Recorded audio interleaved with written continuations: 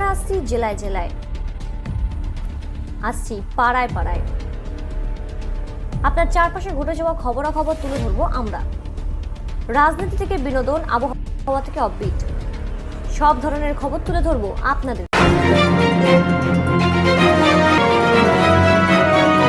যুক্ত থাকুন, সঙ্গে থাকুন, দেখতে থাকুন কলকাতা নিউজ 19।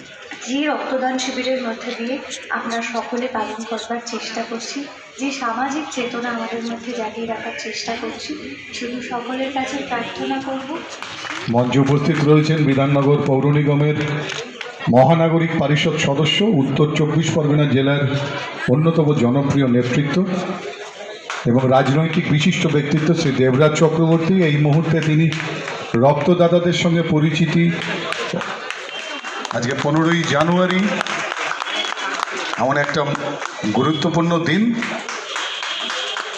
অঞ্জনা রক্ষিত মাননীয়া তিনি শ্রদ্ধার সঙ্গে বরণ করে নিলেন। এরপর সুরজিৎ মাননীয় তাকে বরণ করে নিচ্ছেন। অঞ্জনা রক্ষিত প্রাক্তন পৌরপ্রধান এবং বর্তমান জনপ্রতিনিধি, দক্ষিণ দমদম পৌরসভা। মঞ্চে উপস্থিত রয়েছেন 21 নম্বর ওয়ার্ডের সচিব অগ্রজপ্রতিম দাদা, অগ্রজপ্রতিম প্রণব দে বাবুদা। আজকের এই অনুষ্ঠান আপনারা সবাই যারা এখানকার থেকে প্রাপ্ত রক্তে নতুন করে জীবনের বিচ্ছুরণকে উপলব্ধি করেন, আজকের গুরুত্বপূর্ণ দেবরাজ চক্রবর্তী তাকে সম্বর্ধনা জ্ঞাপন অঞ্জনা রক্ষিত করলেন। এবং এরপর আপনারা সবাই, একটু আগে সম্পাদী বলছিলেন গান করতে করতে সলিল চৌধুরীর শতবর্ষ পালিত হচ্ছে বাঙালি। তার মিউজিক ডিরেক্টর, সঙ্গীত পরিচালক ছিলেন সলিল চৌধুরী। ছবির নাম আমি প্রসঙ্গ তুললাম, দক্ষিণ ভারত সিনেমায় যত এগিয়ে থাকুক, বাঙালি তাকে প্রথম রাষ্ট্রপতি পুরস্কারে দিয়েছে। যাই হোক, সেই প্রসঙ্গের সময় মূলত যার স্মরণে আজকের এই কর্মসূচি, আজকের এই রক্তদান শিবির সংগঠিত হচ্ছে প্রতিনিধি অঞ্জনা রক্ষিতের তত্ত্বাবধানে, যার নয় বিভিন্ন স্তরে আজকে বহু মানুষ যারা পৌর প্রতিনিধি কিংবা রাজনৈতিকভাবে প্রতিষ্ঠিত তাদের নেতৃত্ব দিয়েছিলেন দলের। সম্মান, শ্রদ্ধা, সৌহার্দ্যতা একটা অবিস্মরণীয় মুহূর্ত, যা আমাদের জীবন পঞ্জিকাতে থেকে যাবে অমলিন। আর সেই সঙ্গে সঙ্গে মাননীয় বিশ্বজিৎ প্রসাদ, তিনি জনপ্রতিনিধি।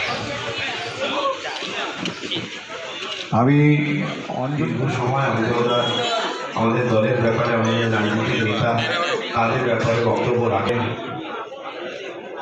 নন্দিতাদি আছে আমাদের 21 নম্বর ওয়ার্ডের জনপ্রতিনিধি, কিন্তু কংগ্রেসের অঞ্জনা দিদা, আর শিবুদা যিনি আমাদের নেতা ছিলেন। আমরা স্মৃতির এবং অনেক কিছু নিয়ে আজকের এই মুহূর্ত, যেখানে অঞ্জনা রক্ষিত তিনি বরণ করে নিলেন তার কন্যা সম বিদুষী অদিতি মুন্সিকে। দমদম পৌরসভার তৃণমূল কংগ্রেসের বোর্ড গঠিত হওয়ার পর প্রথম পৌরপ্রধান হয়েছিলেন মাননীয়া অঞ্জনা রক্ষিত, এবং রাজারহাট গোপালপুর বিধানসভার প্রথম মহিলা বিধায়ক। আমাদের এই মাটিরই কন্যা দুজন প্রণবদা রয়েছেন। বরণীয় মানুষদেরকে বরণ, সেই সঙ্গে স্মরণ আজকের এই মুহূর্ত এবং তো নিবেদনযোগ্য। আজ 15ই জানুয়ারি, আর কয়েকদিন পর 23শে নেতাজি সুভাষচন্দ্র বোস। ভালোবাসা অমিতাভকে। এবং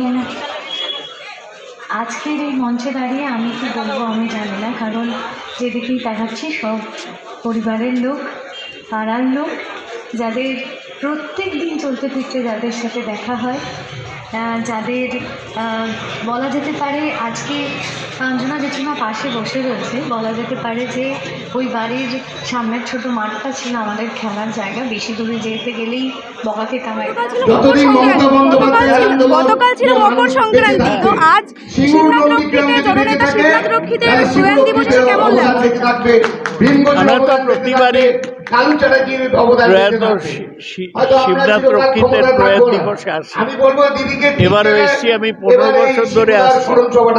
উনি আমাদের শ্রদ্ধেয় নেতা ছিলেন, চিরকাল ক্ষমতা থাকবে না, আপনি আমাদের এখানে বড় কোনো জায়গায় অনুষ্ঠান করতে পারবেন না। শক্তি দিয়েছিলেন। পারমিশন তাকে দেবেন না, আমরা এরপরে যখন কেউ ক্ষমতার পরিবর্তন হবে, এই শিবুদার বাড়ির সামনেই শিবুদার অনুষ্ঠান হচ্ছে। তুমি ছাড়ো না, এরকম করে ধরো, সাউন্ড আমার চাই। যারা আজকে স্বর্গীয় লক্ষ্মীদের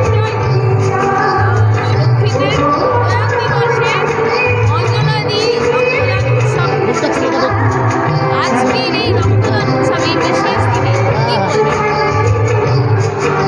আজকের এই রক্তদানের বিশেষ দিন নয়, শিবুদার পয়েন্টটা আমাদের পক্ষে খুব বেদনাদায়ক। শিবুদা আমাদের এখানকার তৃণমূল কংগ্রেসের ফাউন্ডার, জন্মদাতা শিবুদা কালুদারা। তো শিবুদার এই দিনটাকে আমরা মানুষের কাছে সবসময় তুলে ধরতে চাই, শিবুদার কাজকর্ম কী ছিল, কী বৃত্তান্ত। আমরা এই জন্য এই দিনটাকে প্রতিবারের মতো এবারে পালন করছি। ভবিষ্যতে তৃণমূল কংগ্রেস যতদিন থাকবে ততদিন শিবুদারকে মানুষ ভুলবে না। অনুষ্ঠানে বলার কিছু নেই, যার স্মরণে এই অনুষ্ঠান, তার 15 বছর প্রয়াণ দিবস। তিনি আমার ভাগ্যক্রমে আমার স্বামী, আর এটা আমি প্রতি বছর করে থাকি। লোকে বাড়িতে বাৎসরিক কাজ করে, তিনি জননেতা ছিলেন, উনি একজন তৃণমূল কংগ্রেসের বড় নেতৃত্ব ছিলেন। সেই জন্য ঘরে আমি এই উৎসব না করে আমি মানুষের মধ্যে থেকে, আমার কর্মীদের নিয়ে, আমার এলাকার মানুষকে নিয়ে আমি এই অনুষ্ঠানটা তো থাকুন। আর সবার কাছে আমি করজোড়ে এটাই চাই, নমস্কার করে বলতে চাই, কেউ কারোর সঙ্গে হিংসা করবেন না, মারামারি করবেন না, সততা আর স্বচ্ছতা নিয়ে বাঁচুন, তাহলে আমার মনে হয় জীবনে অনেক আনন্দ পাওয়া যায়।